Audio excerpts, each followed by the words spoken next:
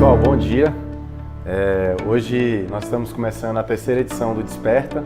Ele começou com o intuito apenas de ser um momento de ensaios, de ideia, que a gente pudesse trazer alguém que pudesse nos engrandecer profissionalmente, como pessoa, enfim, que a gente pudesse ter crescimento, né? E era um evento voltado para a equipe, mas acabou que a gente transmitiu uma live na primeira vez, a gente fez uma segunda vez que deu muito certo, e na terceira vez a gente não podia deixar por menos. Agora a gente vai estar disponibilizando essa live em seguida no nosso canal no YouTube. A gente continuou subindo o sarrafo dos nossos convidados, né? Então hoje a gente trouxe o Erivelto, que é um amigo, é um exemplo, tem cases fantásticos, e a gente vai bater esse papo, espero que vocês curtam. Quem estiver na live também, bom dia, fica à vontade de fazer perguntas, e o intuito é justamente que a gente possa compartilhar, porque talvez se a gente tivesse que contratar a consultoria para ouvir ele, a gente ia ter que juntar uma boa parte de gente para poder pagar isso aí. Erivelto, obrigado, viu? Bom dia. Bom dia, Ravel. Eu que agradeço a oportunidade. Assim, a princípio, eu tenho a alegria de receber um presente todos os dias da minha vida, né? E hoje o presente é vir aqui poder falar com a equipe da 2Ls e também com essa audiência aí que o Ravel está me proporcionando, porque te confesso que foi uma surpresa muito boa, né? Eu sei que ninguém está percebendo, mas aqui nos estúdios aqui são tantas câmeras aqui, mas eu me comprometo que eu vou tentar seguir aí seu direcionamento aí, Ravel. Mas a satisfação grande estar aqui contigo, amigo. Legal. O intuito, Erivelto, quando eu te fiz o convite, é justamente que a gente sente muita falta. A gente tem muito conteúdo na internet, a gente tem muito conteúdo disponível sobre empreendedorismo, sobre novas práticas, sobre tecnologia, mídia, e a gente sabe que o nosso meio da publicidade, se a gente ficar focado somente em assuntos de publicidade, a gente não consegue dar alguns passos à frente, né? Então, como tem ficado cada vez mais dinâmico a publicidade, a ideia é que a gente possa trazer pessoas que contem os seus cases de vida profissional, por isso que o tema é sempre aberto, para que a gente consiga pegar alguma coisa para a gente, fazer alguma chave virar. Então, eu queria que você contasse um pouquinho da tua trajetória pessoal, profissional, e aí é bem aberta, é por onde você se sentir mais à vontade. Ok, legal. Então, eu compartilho muito dessa visão de você, às vezes, fugir um pouco esse cenário do mundo da teoria ou de uma perspectiva sobre o empreendedorismo de palco e você buscar aí realmente pessoas que realizaram alguma coisa. Eu compartilho com isso, é uma das coisas que eu mais faço no meu dia a dia, é pegar realmente as estratégias que eu acredito sobre qualquer setor, sobre qualquer área de conhecimento e levá-lo à aplicação. Então, eu valido isso, né? Eu tenho programas também hoje que eu desenvolvo, que eu faço a seleção também de empresários que estão aí realizando, que estão fazendo alguma coisa, estão fazendo diferença e sempre trago também para os meus programas, sabe? Falando da minha trajetória, né? E aí eu acho que um dos principais cases que eu tenho para poder dividir com vocês aqui é o case do Alub, né? O Alub, para quem não conhece, ele surgiu como cursinho pré-vestibular de alunos da Universidade de Brasília, né? Então era chamado Alumbi. E eu lembro até hoje que era tão interessante que a logomarca nossa era um espermatozoide fecundando um óvulo, o que pra gente representava essa concorrência que era você entrar dentro da universidade pública. Isso porque nós trabalhávamos com alunos que não tinham qualquer tipo de assistência. Eu lembro, Ravel, que o cursinho pré-vestibular mais barato naquela ocasião era R$350. Era o cursinho mais barato que tinha em Brasília de pré-vestibular. O Alub, ele surgiu com R$48. Esse era o valor da mensalidade, R$48. E aí ele surgiu, éramos eu, Fabrícia e Alexandre. Sendo Alexandre o principal, ele era o presidente da operação, o executivo, e que de fato foi o grande idealizador. A ideia veio da cabeça dele e nós nos unimos para fazer com que esse objetivo ele acontecesse. E eu recordo que naquela ocasião eu era de Belo Horizonte, estava recém-chegado de Belo Horizonte, Fabrício e Alexandre eram de Goiânia, ou seja, nós não tínhamos familiares aqui, né? As nossas famílias são famílias humildes, ou seja, não tinha qualquer tipo de apoio familiar, né? Com aquele famoso patrocínio, né? Ele não existia pra gente. Nós éramos forasteiros, né? Ou seja, a gente não tinha um vínculo muito grande com as pessoas aqui. E a educação aqui naquela ocasião, isso foi em 99, era muito elitizado, né? Então, tinha geralmente nas universidades públicas, você costuma ver mais aluno da iniciativa privada, quem teve uma boa educação na escola privada, do que da escola pública. E eu recordo que quando nós iniciamos o projeto, nós tínhamos que aplicar uma prova, que era uma prova que fazia uma seleção, porque nós não tínhamos a quantidade de vagas para poder receber a demanda, né? E olha que legal, nós chegamos a aplicar provas aqui naquela ocasião para 4.500 alunos. Muita gente. Era muita gente. Aquilo pra gente era muito louco, assim, sabe? E um traço muito importante nos sócios era um traço da proatividade, sabe?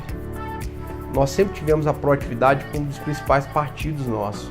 Ou seja, nós nunca esperamos que alguém falasse alguma coisa, que desse uma palavra de incentivo para que a gente tomasse um passo, né? Que desse uma ação, gerasse uma ação. E a outra coisa era um objetivo muito claro e definido do que nós gostaríamos de fazer. E isso aí é uma dica que eu gosto de falar para todo mundo. Se tem alguma coisa que você precisa definir hoje, agora, qual é o objetivo que você tem? Qual?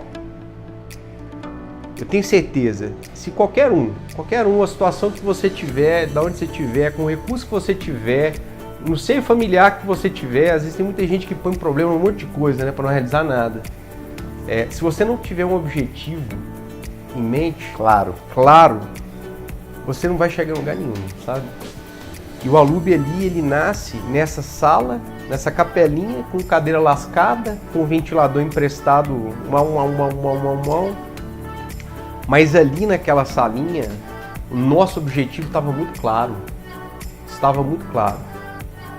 Ali nós já sabíamos, nós seríamos uma empresa que transformaríamos sonhos em realidade. Nosso grande desejo era resgate de sonhos.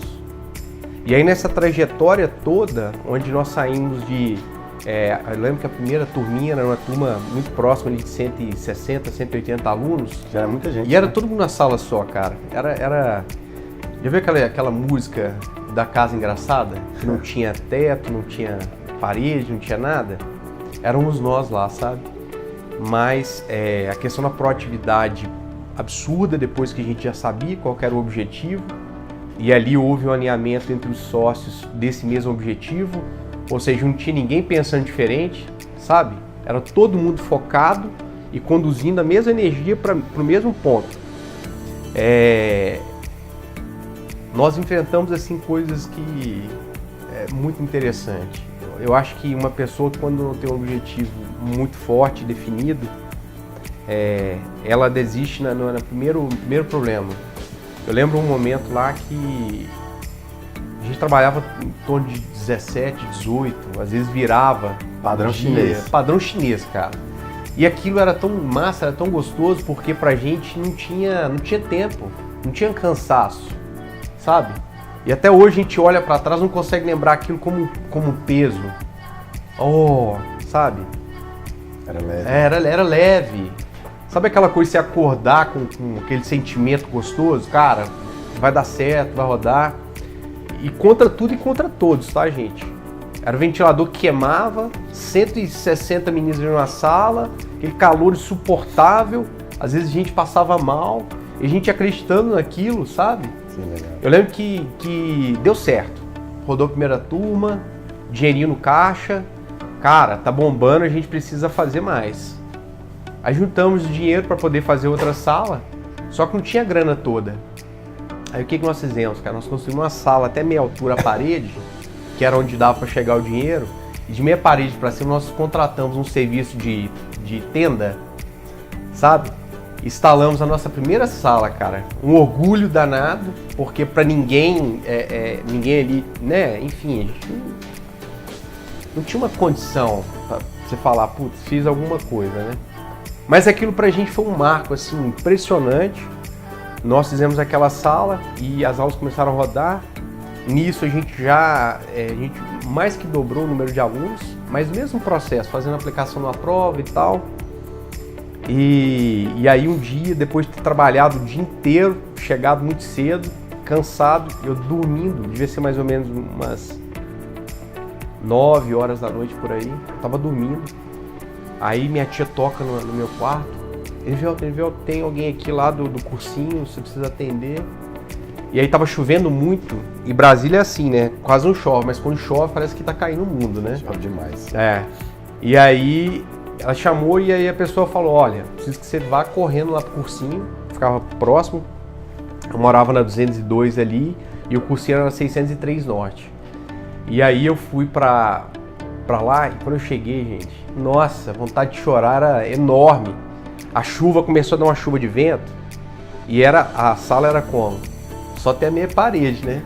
De meia parede pra cima era a tenda. A tenda, o teto tava lá em cima, né? E buraco no meio. Cara, a chuva de lado, todas as cadeiras, com os materiais molhados, a turma inteira no cantinho, assim, aonde ficava com o prédio da igreja, no cantinho. Nossa, uma vontade de chorar. E eu olhei aquilo e eu cansado, né? Eu falei, nossa, meu Deus do céu, sério que tem que acontecer isso? E o professor falou, cara, dá um jeito que nós vamos continuar a aula. Todo mundo quer a aula. E foi muito legal, porque ali, assim, foi um dos primeiros momentos que eu falei, cara, esse negócio vai dar certo. Eu saí dali à noite e não tinha lugar nenhum. A gente não tinha Leroy Merlin que fica hoje, sei lá, 24 horas. Não tinha. E aí eu fui falando com uma pessoa, com outra. Naquela época também não tinha WhatsApp. Assim, ó, pessoal, deu pau aqui. E aí, faz o quê? Ah, isso devia ser 2000, cara. Segundo semestre de 2000. Não, primeiro semestre de 2000.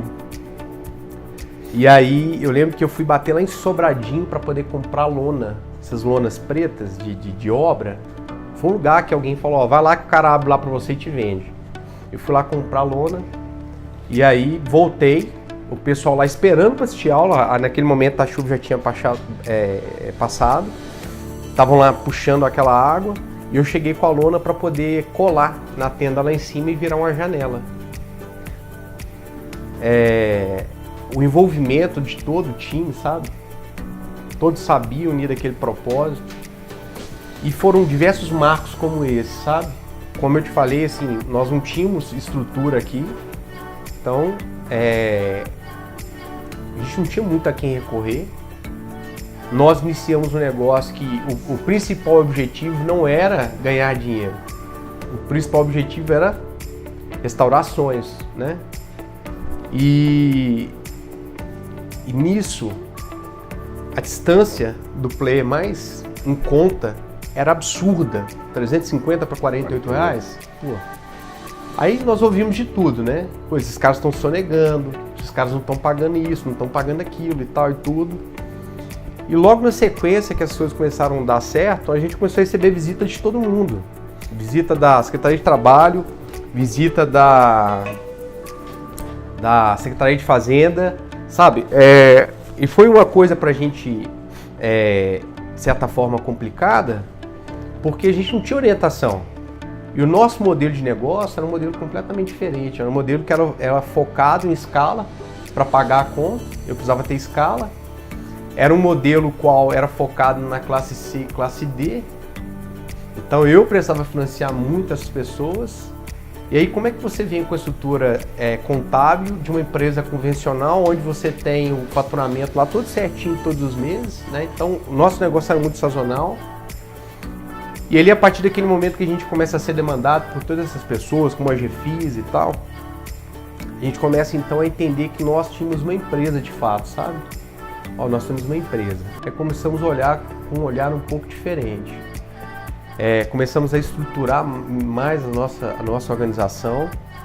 E nosso objetivo muito forte, muito claro.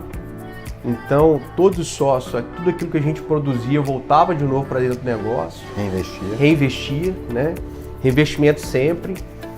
Apesar de tanto eu quanto Fabrícia, quanto Alexandre não ter tido na família um grande empresário, né? Nós começamos a entender que nós precisávamos precisaríamos ser um marco para a nossa família, né? E aí nós começamos a nos preparar. Então, investimos em consultoria, né? Então, a necessidade de buscar aprendizado, entender que nós não estávamos prontos, foi fazendo com que a gente começasse a ter uma estrutura realmente diferenciada, sabe? E assim, essa área de empresa, quando dá certo, chega um monte de coisa para você, né? Um monte de atalho. E só que a gente nunca olhava para os atalhos como algo que fosse uma verdade para a gente. Nós nascemos numa sala, numa capela. Depois nós fomos para uma sala de meia parede. Tenda. Uma tenda. Por que o atalho, para mim, faria sentido? Não faria. A gente já começou a empreender no módulo hard ali, sabe? Não tinha por que pegar atalho. E aí nós começamos a tirar todos esses problemas da nossa frente. E eu me recordo uma vez que uma pessoa chegou para mim, um grupo educacional daqui de Brasília, chegou para mim num café e falou: cara, o Alub paga muito mal, né? O Alub paga mal os professores, paga mal a equipe administrativa e tudo. E eu fiquei olhando para ele e falei: nossa, cara de pau, né? Como o cara me fala uma coisa dessa?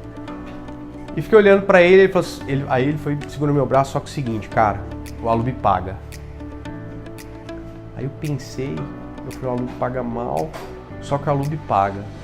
É porque naquela época já tinha estrutura aqui em Brasília, principalmente nessa parte dos preparatórios, que os empresários ofereciam salários assim altíssimos e chegavam no dia de fazer o pagamento, não pagava.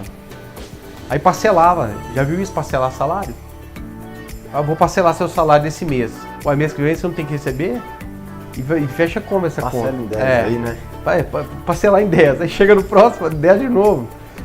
E aquele momento pra gente foi um marco muito grande, porque ali nós já começávamos a ser enxergados pela concorrência com o olhar de que esses caras estão fazendo alguma coisa certa, sabe? E oferecendo perigo, né? E oferecendo perigo, né? Só que o que acontece? O mercado deixou para poder ter essa percepção muito tarde. Muito tarde. Então os grandes players do mercado pré-vestibular naquela ocasião, eles não sustentaram, né? Eles saíram do mercado. Quando nós entendemos que o nosso negócio de fato estava crescendo de forma exponencial, foi quando nós fizemos essa aplicação.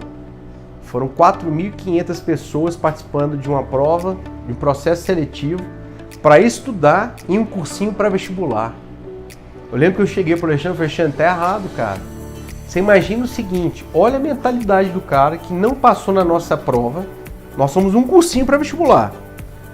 O cara não passou na nossa prova. Isso significa que jamais ele vai poder tentar uma universidade pública.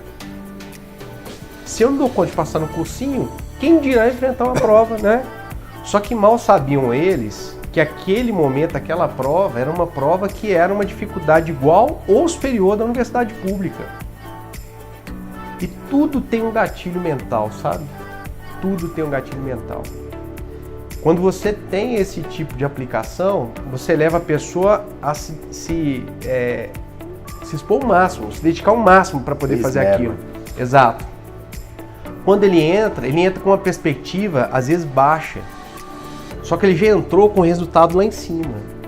E depois, para você poder trabalhar isso, fica muito fácil. E naquela ocasião, eu falei: Alexandre, tá errado. O cara não tá passando na prova conosco, quem dirá se esse cara vai tentar a universidade, né? Quem não entrar. E o que nós vamos fazer? Vamos aumentar o número de unidades. E aí, agora, nós vamos fazer as matrículas por ordem de chegada. E aquilo fez todo sentido do mundo. E vocês tinham só uma unidade nessa época? Nós tínhamos uma unidade, aqui na 603 Norte e uma unidade em Taguatinga. Taguatinga ali no... Taguatinga na Comercial Norte. Comercial Norte. Próximo ao Tagua Center. Ali foi a nossa primeira unidade onde realmente a gente começou o negócio. Também. Não, lá era era do lado. Era do lado. Ali era uma estoque de colchões, cara. Umas histórias muito legais, cara. Eu lembro que nós alugamos o negócio e nós herdamos um senhor que morava lá e cuidava desse estoque de colchões. E herdamos assim por vários anos, sabe?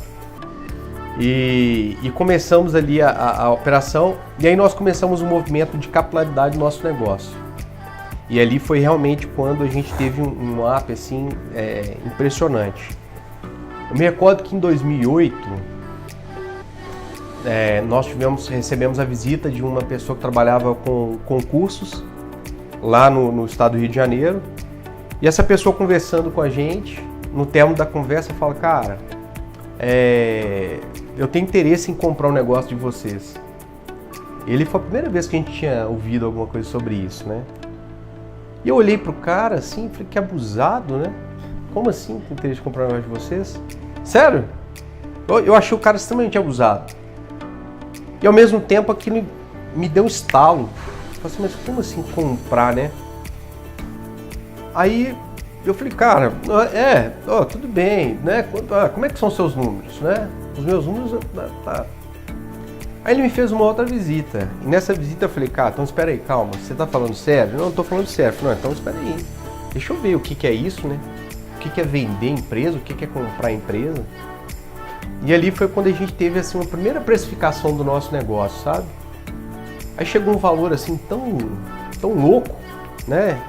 Eu lembro que naquela ocasião foi alguma coisa tipo assim: olha, sua empresa vale 20 milhões de dólares. Aí eu olhei assim pro sócio, né, e falei: cara, nossa empresa vale 20 milhões de dólares. Eu fiquei louco, falei: cara, você falava isso? Eu falei: não. Porque, às vezes é o seguinte, quando você está dentro de uma operação, Você não enxerga. o sentimento é que, às vezes, tá? E aí, depois de estudar um pouco essa questão da inteligência emocional, sobre gestão da emoção, às vezes parece que o que você está fazendo não vale nada. Às vezes você fica ali parado num ponto e parece que não está agregando, sabe? Você está perdendo a mão, sei lá. Começa a passar um monte de coisa, né? E aquilo mexeu muito com a gente. Falou: olha, como assim vale isso tudo? A gente precisa entender. Eu me recordo que nessa busca de consultorias e tudo, nós fomos falar com as melhores hoje do Brasil, sabe? Então nós sentamos com a KPMG, sentamos com a Price, com a Deloitte. E ali foi uma outra pancada pra gente. E já tinha quanto tempo de empresa? Nós já tínhamos ali naquele momento 9 anos, né? Recente, né? Era nova. Era nova. E nesse momento a gente teve uma outra surpresa. Esse mercado, que é mais profissionalizado para a parte de fusões e aquisições, é um mercado que não é barato, né? Pra você contratar uma consultoria, você tem que ter um bom caixa.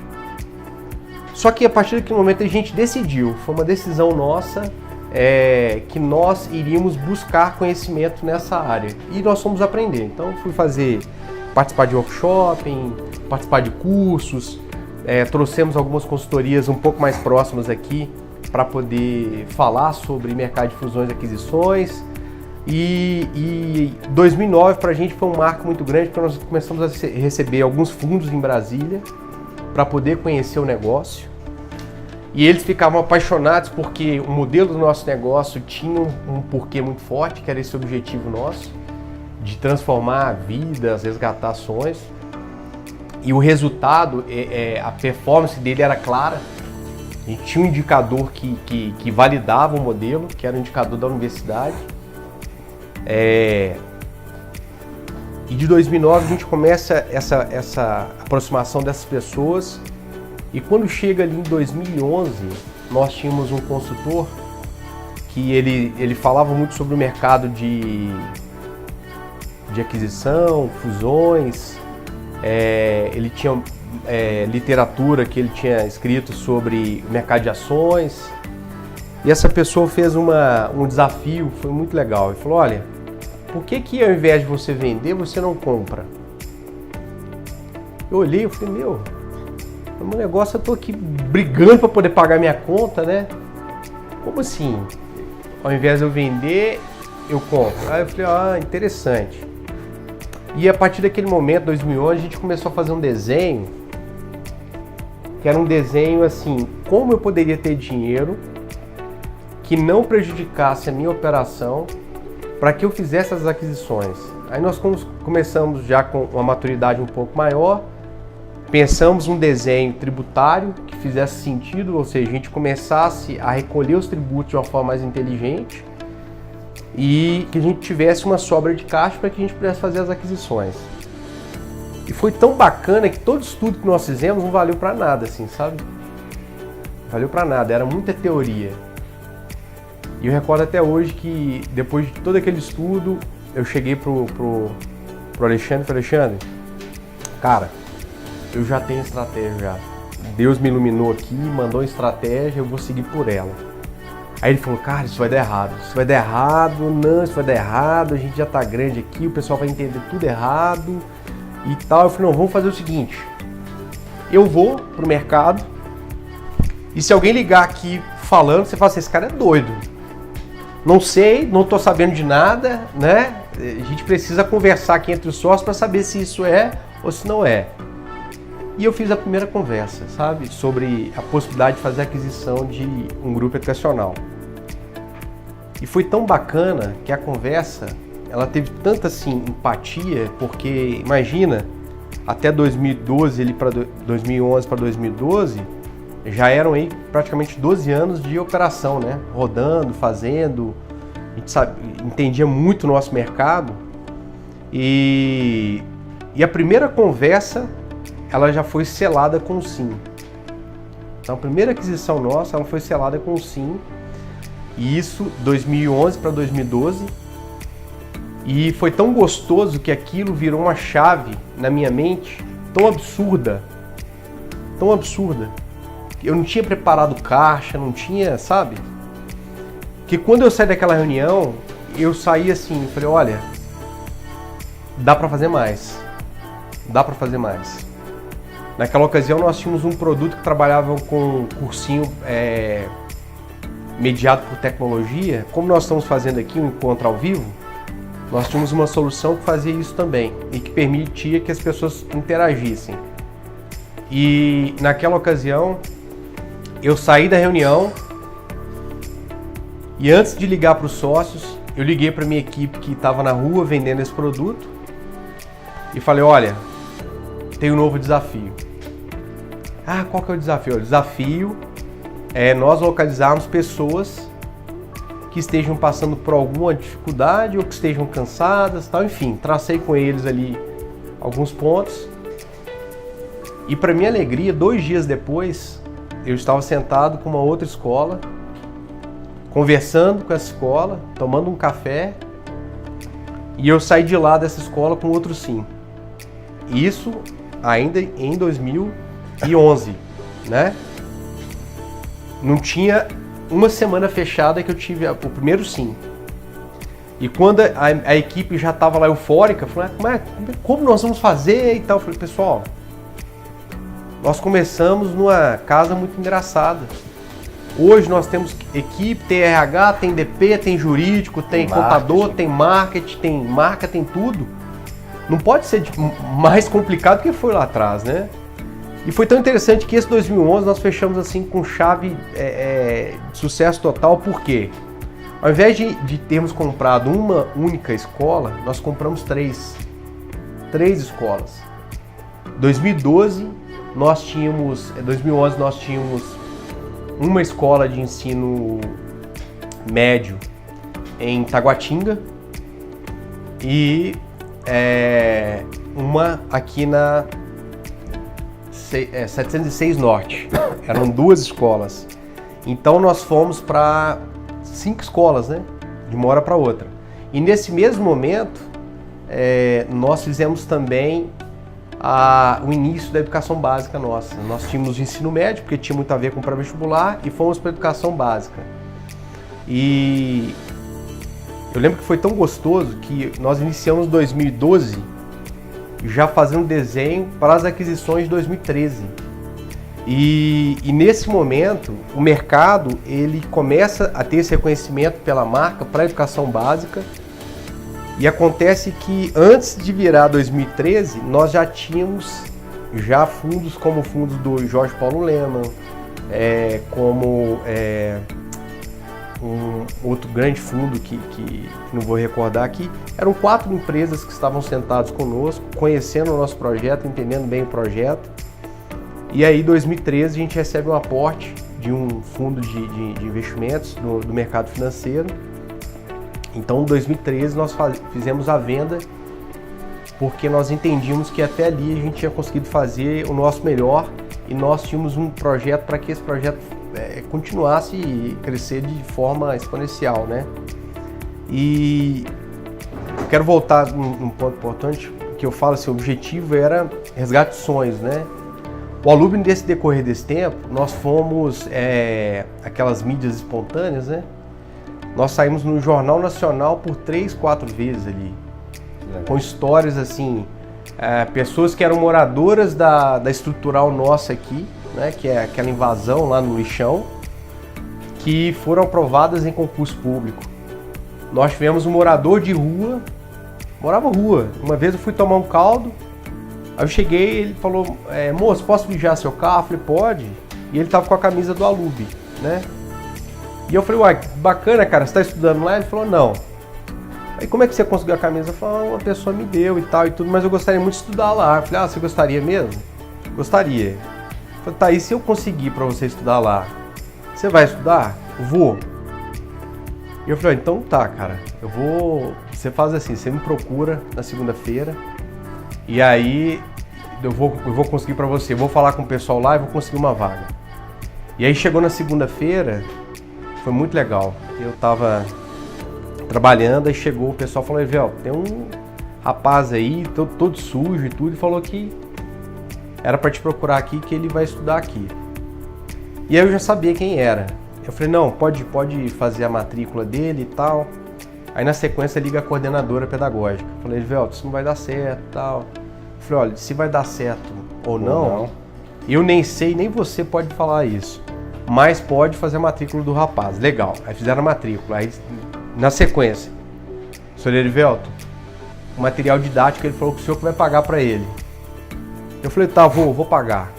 Aí vem de novo a coordenadora pedagógica, eu falei assim, filha, eu acho não resolve nada, é o famoso sim, né? Se você plantar um pé de si, o que você vai colher? Então, dá lá o material pro menino e tudo, eu faço questão de pagar e paguei o material. Ele chegou, como um morador de rua tem vários problemas, nós fizemos todo o atendimento dele, e esse menino entrou na universidade pública, meu Deus, sabe? E eu lembro que nessa reportagem muito legal, que eles foram acompanhando, né? Falaram, como é que você faz? Como é que é seu estudo? Como é que você se alimenta e tal? E aí ele foi com a câmera filmando, a repórter com ele, e ele foi numa boca de lobo, que era onde ele guardava o material dele, a camisa e tudo, porque se ele deixasse solto ali, os usuários de droga vendiam aquilo e ele perdia a oportunidade de estudar. E aquilo marcou muito a gente, sabe? E esse nosso negócio, de 99 para cá, ele foi mudando não somente as pessoas que vinham estudar conosco, mas todos nós. Muitas pessoas. Nós temos histórias de a menina que chegou na limpeza, não tinha um ensino fundamental, ela volta a estudar e vai passando por todas as etapas, ela sai da limpeza, vai para a parte administrativa, da parte administrativa ela vai para a parte pedagógica, sabe? Então todas essas conquistas. Então assim, o nosso objetivo definido estava muito claro, firme, né? sabe? Muito claro. Isso fez com que a gente arrastasse várias pessoas conosco. Hoje pra gente é uma alegria muito grande, porque muitas das pessoas que passaram por lá viraram pessoas de grande sucesso, né? Então viraram até alguns concorrentes famosos também. E foi muito gostoso, sabe? Foi um desafio. E foram tantos aprendizados, Ravel, que nesse tempo todo, quando eu faço a venda das ações em 2013, eu fico 2 anos na empresa ainda como executivo e como conselheiro, só que nesse momento a pegada já era outra, né? Já era mais focada realmente a parte financeira. E nessa mudança, eu falo, olha, acho que minha missão nesse momento aqui ela encerra, né? 2015, aí eu vou pro mercado e aí com todo esse aprendizado, toda essa bagagem, né, de ter construído alguma coisa do nada, e esse início nosso muito legal. O capital de giro nosso, que nós tínhamos no bolso, eram R$200. 2013 a gente faz uma venda para um fundo, uma venda bem representativa. Aquilo, qualquer pessoa, sabe? Hoje você não falaria que você faria aquilo. Quando em 2015 eu entendo que esse ciclo ele fecha, eu falo, olha, eu adquiri tanta coisa legal, o que eu posso fazer agora para outras pessoas com outros cenários, sabe? E aí vem a minha inquietude desse período todo, e hoje eu tenho uma visão mais assim multifocal, sabe? Então hoje, com todo esse aprendizado e com todo esse entendimento Tu joga em várias áreas, né? Então hoje... Saúde, construção, na parte de telecomunicações, educação ainda tem uma participação. E o que eu mais amo fazer, cara, e aí eu tenho que te agradecer mais uma vez, são momentos como esse, onde eu consigo dividir um pouco a trajetória de vida para poder mostrar para as pessoas, assim, mostrar para o seu time, para o seu sócio, que, sabe, o que você tem vivenciado hoje, ele não determina aonde você vai chegar. O que determina é você ter um objetivo em mente muito forte. E aqui eu gosto de fazer uma brincadeira. Você já viu, eu faço um desafio para vocês.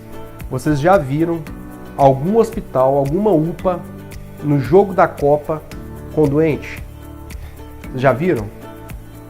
Essa última Copa nossa foi muito interessante, porque antes da gente vir na Copa, como estava esse negócio do PT, esse problema, saúde e tal, toda hora você tinha uma chamada jornalística de algum hospital com pessoas deitadas no chão e tal e tudo mais. Quando nós fomos para os jogos da Copa, fizeram a mesma tomada, você não tinha um doente lá. O que é isso, gente? Isso é um objetivo tão forte que assistir o jogo da Copa, é tomar cerveja, é se confraternizar, que muda tudo. Mas não pode ficar doente na Copa, né? Não dá, como? Né? Outra coisa que eu gosto de brincar, outra coisa que eu gosto de brincar é o seguinte, tá todo mundo duro, a galera tá pedindo dinheiro emprestado uns pros outros, tá chegando pro chefe, tá pedindo adiantamento do salário e tudo, não tem dinheiro para nada. Você fala assim, olha, time, olha só, eu consegui um desconto pra gente participar todo mundo aqui vou falar do método CIS aqui, que custa R$ 1.900. Vamos lá e tal, vai ser legal. Aí a pessoa, nossa, 1.800, 1.900, putz, é caro pra caramba e tal e tudo. Aí logo na sequência vem o carnaval. Aí quem falou que era caro pagar 1.800, lá 1.900 para poder mudar de vida, é a pessoa que tá postando foto depois, sabe, na micaré, na praia. Peguem isso assim, se você conseguir identificar esse objetivo, é o objetivo principal de vida, nada, não tem nada nesse mundo que vai te travar, que vai te impedir, que vai te parar, né? Que vai te travar, sabe? Eu sou apaixonado pelo crescimento orgânico e o inorgânico. O inorgânico, ele te traz mais agilidade, é mais rápido para você, a partir do momento que você tenha os seus processos definidos. Você tem uma equipe técnica que vai te dar subsídio para você poder fazer aquilo, né? Obviamente que quando a gente fala no crescimento inorgânico, você precisa entender muito bem o seu mercado. Ou seja, não dá para você sair comprando qualquer coisa, porque se você já trabalha na mesma área, quais são os passivos que você pode trazer para dentro do seu negócio? Então esse é um ponto importante na aquisição, no crescimento inorgânico. E o crescimento orgânico, hoje para a realidade Brasil, ele é mais moroso. Então para você abrir um prédio novo, para você conseguir as licenças, para você... Então assim, eu dei muito certo com a questão do crescimento inorgânico por conta da celeridade. Então, como nós tínhamos um projeto muito bem definido, muito bem desenhado, nós sabíamos que a demanda ela era real. Então, a gente não estava criando nada, né?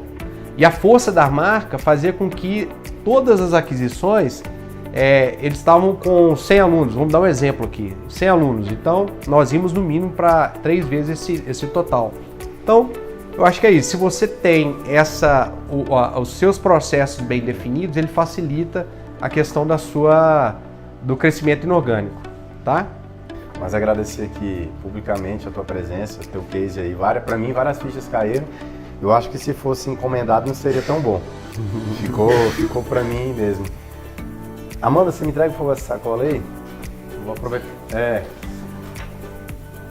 Não sei se eu posso levantar com esse microfone, mas Tá. só uma lembrança que a gente vai te dar. É inclusive de um parceiro meu, Opa. do Rude e do Cauê. Então, Pô, cara, legal. essa é uma pequena lembrança aí, pra você que é um cara executivo, viaja o mundo inteiro, acho que Maravilha. vai fazer bem. Valeu, amigo. Obrigado, Valeu. viu? Muito obrigado. Gente, brigadão. Confere o nosso canal no YouTube, vai ficar muito legal. E obrigado para todo mundo que participou também. Obrigado pela audiência.